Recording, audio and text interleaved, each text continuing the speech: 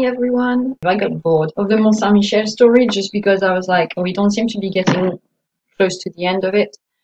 But there is also on the Gutenberg website the Tales of Andersen, Hans Christian Andersen. Obviously, it's not in his original language. He's not French, but the tales have been translated into French. So there may be a way to actually get through a full story in French. I'm just going to go in order. I think we know some of them very well, but others are just not very famous. And so we're going to start with L'aiguille à repriser. C'est parti. Il y avait un jour une aiguille à repriser. Elle se trouvait elle-même si fine qu'elle s'imaginait être une aiguille à coudre. Maintenant, faites bien attention et tenez-moi bien, dit la grosse aiguille au doigt qui allait la prendre. Ne me laissez pas tomber, car si je tombe par terre, je suis sûre qu'on ne me retrouvera jamais. Je suis si fine. Laisse faire, dirent les doigts, et ils la saisirent par le corps. Regardez un peu, j'arrive avec ma suite, dit la grosse aiguille, en tirant après elle un long fil. Mais le fil n'avait point de nœud. Les doigts dirigèrent l'aiguille vers la pantoufle de la cuisinière. Le cuir en était déchiré dans la partie supérieure, et il fallait le raccommoder. Quel travail grossier, dit l'aiguille. Jamais je ne pourrai traverser. Je me brise, je me brise. Et en effet, elle se brisa. Ne l'ai-je pas dit? S'écria-t-elle. Je suis trop fine. Elle ne vaut plus rien maintenant, dirent les doigts. Pourtant, il la tenait toujours. La cuisinière lui fit une tête de cire et s'en servit pour attacher son fichu. Me voilà devenue broche, dit l'aiguille. Je savais bien que j'arriverais à de grands honneurs. Lorsqu'on est quelque chose, on ne peut manquer de devenir quelque chose.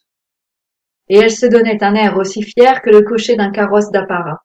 Et elle regardait de tous côtés.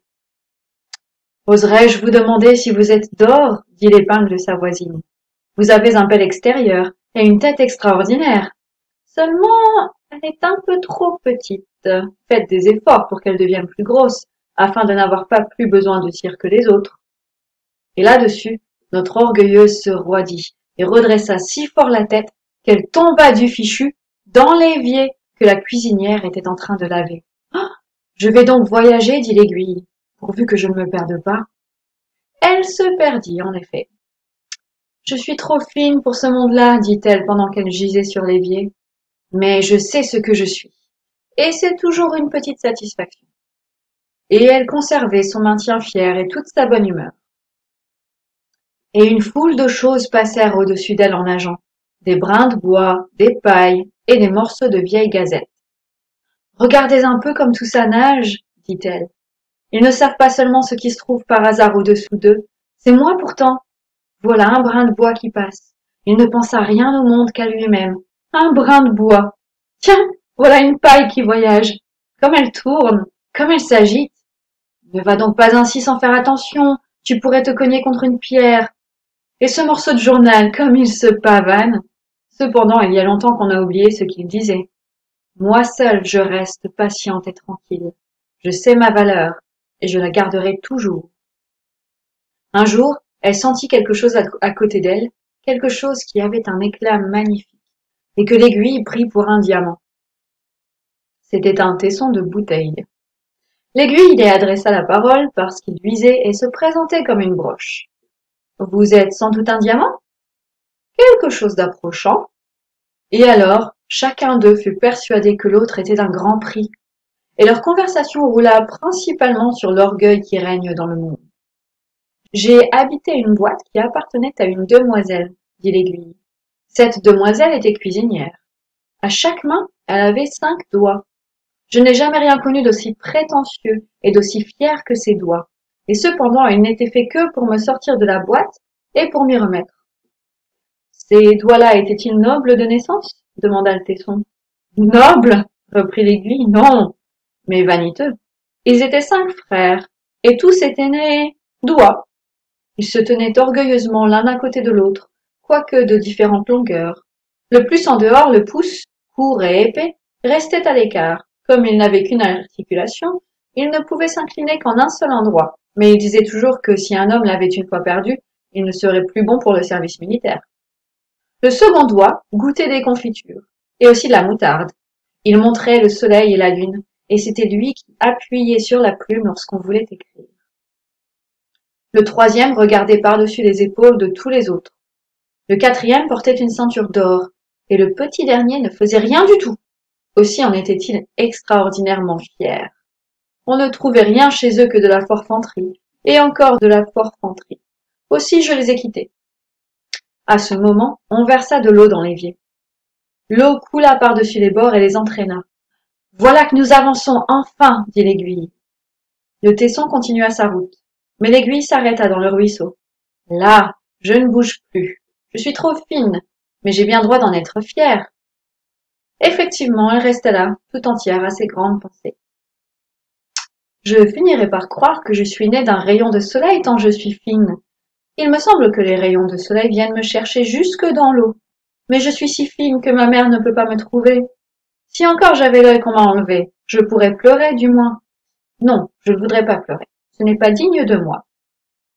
Un jour, des gamins vinrent fouiller dans le ruisseau. Ils cherchaient de vieux clous, des liards et autres richesses semblables. Le travail n'était pas ragoûtant, mais que voulez-vous?